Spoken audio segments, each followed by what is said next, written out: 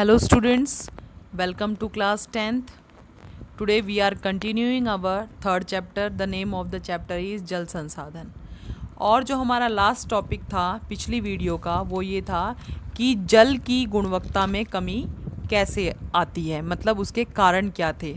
और मैंने आपको बता दिया था सबसे पहला कारण था प्रदूषण।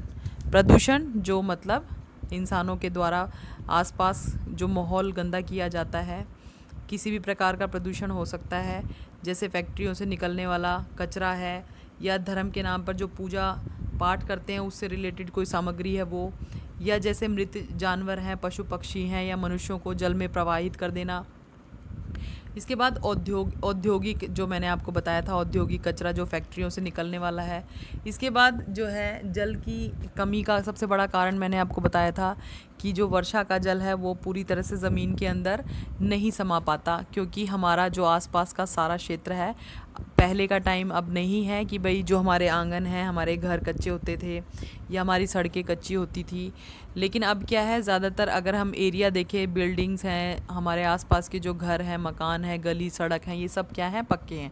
तो वर्षा के समय पर इन पर पानी गिरने से वो पानी प्रदूषित हो जाता है और इवेपोरेट हो जाता है, वाष्पीकृत हो जाता है, लेकिन ज़मीन के अंदर नहीं जाता। तो आज हम जो है अपना जो नया टॉपिक करने जा रहे हैं वो है बांध। अब देखिए जो है बांध, यानी इसको हम बहुउद्देशीय परियोजना भी कहते हैं कि बांध जो है उसकी आवश्यकता क्यों पड़ी, या बांध हमारे लिए कितना लाभदायक है, इसको हम पॉइंट टू पॉइंट बात करेंगे। आज हम सबसे पहला पॉइंट है आपका, जल को रोकने के लिए बांध बनाए जाते हैं। देखिए अगर देखा जाए जो बांध है, अगर हम बांध की परिभाषा करें तो बांध की परिभाषा है, बांध जो है बहते जल को रोकने, दिशा देने या बहाव कम करने के लिए खड़ी की गई इमारत है। आमतौर पर जो ये इमारत है ये झील है, नदियां हैं, या मतलब बहते हुए पानी के ऊपर खड़ी की जाती है। तो ये देखिए जो बांध है जल को रोकने के लिए बनाए जाते हैं।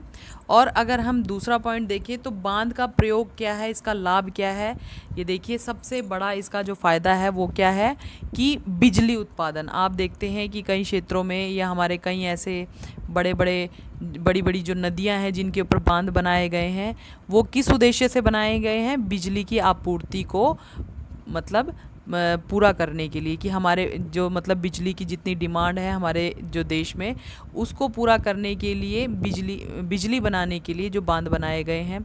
दूसरा देखिए हमारा दूसरा पॉइंट है कि बांध से और क्या लाभ होता है कि बाढ़ नियंत्रण होते हैं।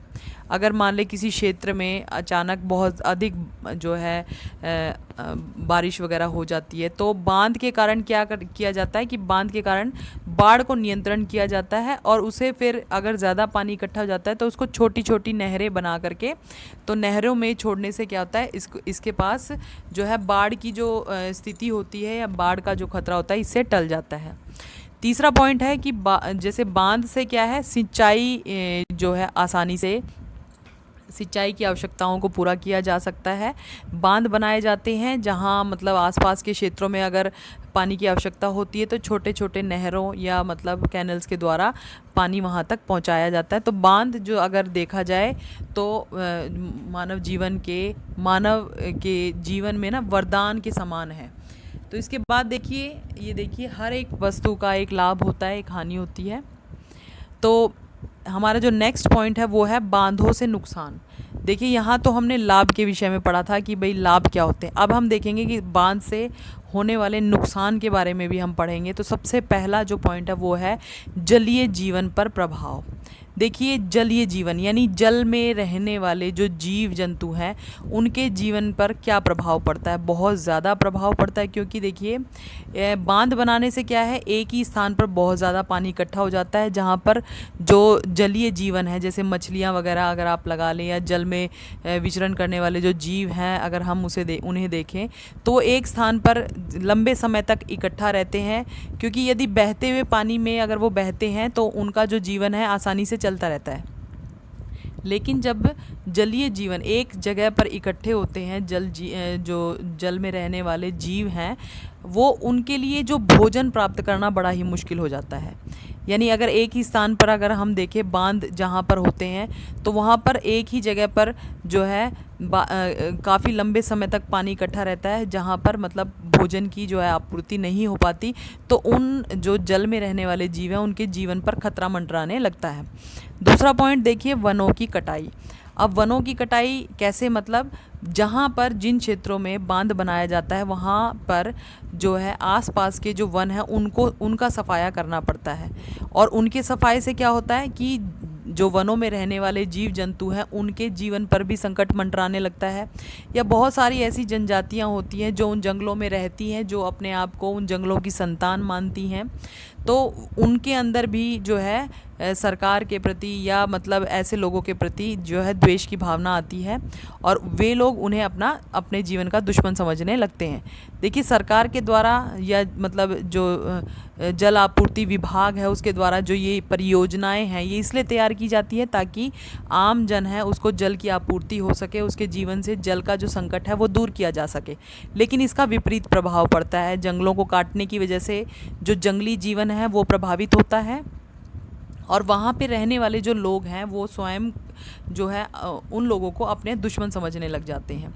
तो बहुत सारे विरोध भी आपने देखे होंगे। देखिए, इसके मतलब बहुत सारे ऐसे परिणाम दुष्परिणाम निकले हैं कि बहुत सारी कई बार जो है सरकार को या जल विभाग को मतलब आंदोलन का सामना भी करना पड़ा है। नेक्स्ट पॉइंट है, बांधों का विरोध जनता के द्वारा भी किया जाता है। मैंने आपको बता दिया कि जिस क्षेत्र में बांध बनाए जाते हैं उस क्षेत्र के आसपास जो जैसे व्यक्ति रहते हैं, जंगलों के आसपास जो लोग रहते हैं वो मतलब इन बांधों को बनाने का विरोध करते हैं, क्योंकि देखिए जहाँ पर बांध बनते हैं वर्षा के समय में वहाँ पर बाढ़ का भी खतरा बहुत ज़्यादा बढ़ जाता है, और आसपास जो क्षेत्र हैं वो जो जंगली क्षेत्र हैं उनके सफाई के कारण क्या होता है, उनके जो जीवन पर काफ़ी बुरा प्रभाव पड़ता है। जो लोग मतलब जंगलों पर फुली डिपेंडेंट होते हैं उन लोगों को जो है अपना जीवन संकट में दिखने लगता है। तो जनता के द्वारा भी कई बार बांधों का विरोध किया गया है कि यहाँ पर बांध ना बनाया जाए, या मतलब उनके जो जीवन में हस्तक्षेप ना किया जाए। इस प्रकार का जो विरोध है वो जनता के द्वारा किया जाता है। अब मैं आपको उदाहरण बता देती हूँ। एक तो सबसे पहला उदाहरण है नर्मदा बांध परियोजना, और दूसरा है टिहरी बांध परियोजना। देखिए, ये जो नदियाँ हैं इन पर जब बांध परियोजना प्रारंभ की गई तो यहाँ पर भी बहुत सारा जो है आसपास की जो जनता है उसके द्वारा विरोध किया गया। तो ये देखिए, दो ऐसी परियोजनाएं हैं जिनके द्वारा मतलब हम ये जान पाए हैं कि भाई बांधों का विरोध भी किया जाता है आम जनता के द्वारा। लास्ट हमारा पॉइंट है कि आदिवासी तथा जंगली जीवन इससे काफ़ी प्रभावित होते हैं। मैंने आपको पहले ही ये पॉइंट क्लियर कर दिया है कि जो बांध जो है, जिन क्षेत्रों में बांध बनाए जाते हैं नदियों पर, तो उन क्षेत्रों में जो आसपास है जंगल बहुत ज़्यादा मात्रा में होते हैं। अगर उन जंगलों को काटा जाए या जंगलों का सफाया किया जाए तो वहाँ पर रहने वाले जो आदिवासी लोग हैं या जंगली जो लोग हैं वहाँ के, वो इन परियोजनाओं का बहुत ज़्यादा कट्टर विरोध करते हैं, क्योंकि इनसे उनका जीवन जो है काफ़ी प्रभावित होता है, क्योंकि वो फुली जो है इन जंगलों पर डिपेंड होते हैं। अपनी रोज़मर्रा की आवश्यकताएं वो इन जंगलों से ही पूरा करते हैं। तो इनके द्वारा विरोध प्रकट करना जो है स्वाभाविक सी बात है। तो ये मैंने आपको बता दिया कि बांधों से नुकसान क्या होता है। इसके बाद हमारा जो नेक्स्ट पॉइंट है वो है वर्षा जल संग्रहण। वर्षा जल संग्रहण यानी कि रेन वाटर हार्वेस्टिंग। हम इसको जो अंग्रेज़ी में अगर हम नाम बताएं तो इसका नाम रेन वाटर हार्वेस्टिंग भी हम बोल सकते हैं। कैसे जो वर्षा का जल है किस तरह से संग्रहण यानी इकट्ठा किया जा सकता है। देखिए, जो है प्रकृति ने हमें जो बहुत ही जो जल है बहुत ही पवित्र जल दिया है, और अगर हम उसको प्रॉपर तरीके से इस्तेमाल करें तो वो मानव जीवन नहीं मानव साथ में वनस्पति और जीव जंतुओं यानी जो जीवन है धरती पर उसके जीवन को सुचारू रूप से चलाने में बहुत ज़्यादा उपयोगी भी हो सकता है।